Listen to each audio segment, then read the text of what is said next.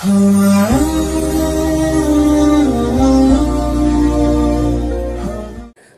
যদি কালো জাদু করা হয়, ব্ল্যাক ম্যাজিক করা হয়, তাহলে আমরা বুঝতে পারবো কিভাবে, এবং এই কালো জাদু থেকে বাঁচার উপায় কি? কোনো আলেমের কাছে যেতে হবে নাকি নিজে নিজে আমল করলেই চলবে? ভাইরা আমার, কাকে কালো জাদু করা হয়েছে কাকে করা হয় নাই, এটা বোঝাটা খুবই সিম্পল এবং খুবই সহজ একটা ব্যাপার।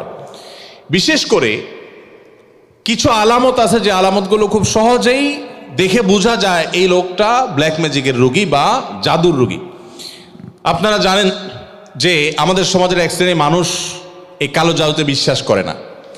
যদি কেউ কোরআনের জীবন্ত মুজিজা আর অলৌকিকত্ব দেখতে চায়, তাহলে সে কালো জাদুগ্রস্ত রোগীর মধ্যে কোরআনের আয়াত দিয়ে যে ট্রিটমেন্ট করা হয়, এটা দেখে সে আল্লাহর কুদরত দেখতে পাবে, কোরআনের মিরাকল দেখতে পারে।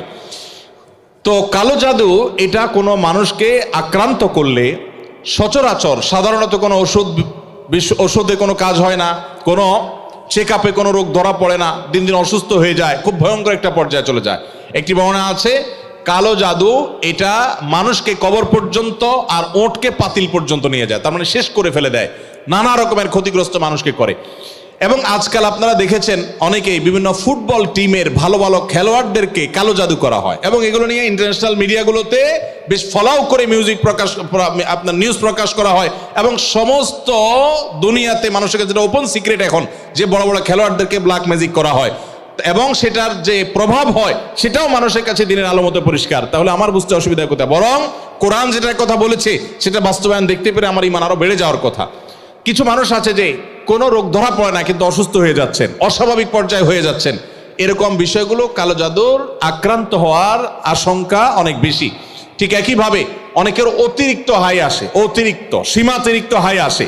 হাই তোলাটা কিছু একটা লিমিটেশন আছে যে এই পর্যন্ত হাই তোলা এটা স্বাভাবিক, কিন্তু যখন অস্বাভাবিক পর্যায়ে পর্যন্ত চলে যাবে তখন সেটা কোনো কোনো ক্ষেত্রে ব্ল্যাক ম্যাজিকের রোগী হওয়ার আলামত থাকে।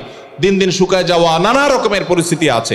সবচেয়ে বড় পরীক্ষা করার উপায় হলো সূরা বাকারা সহ বিভিন্ন রুকিয়ার অ্যাপস চালু করে দিলে, ভিডিও চালু করে দিলে, তেলাওয়াত চালু করে দিলে, যদি এটা শোনার পরে অস্থির হয়, পেরেশান হয়, তাহলে এই লোকটার মধ্যে কালো জাদুর আশঙ্কা অনেক জোরালো, যে সে সহ্য করতে পারে না তেলাওয়াত। একজন সাধারণ মানুষ মুসলমান সহ্য করে, কিন্তু সে তেলাওয়াত বন্ধ করতে পারে, আজান সহ্য করতে পারে না।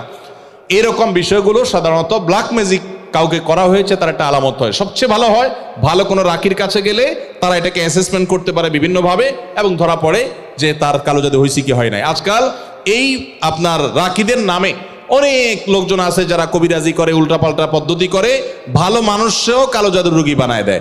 অনেকে আছে নাম, বাপের নাম বললে বলে দেয় যে জাদু করছে কি করছে না, এগুলো সবই বোগাস এবং এগুলো কোনো সঠিক পদ্ধতি না। আমার পরিচিত একজন বলল যে আমার এক দাদা বহু আগে মারা গেছেন, তো এরকম এক কবিরাজের কাছে যাই বললাম আমার দাদার নামে এটা, তার বাপের নামে এটা, দেখেন তো তার কোনো জাদু জাদু আছে কিনা। বলে হায় হায় রে, শেষ করে ফেলছে, তো আর বেশি দিন বাঁচবে না, অথচ উনি মরে শেষ। তো এরকম ভণ্ডামি বাহতাবাজিও আছে।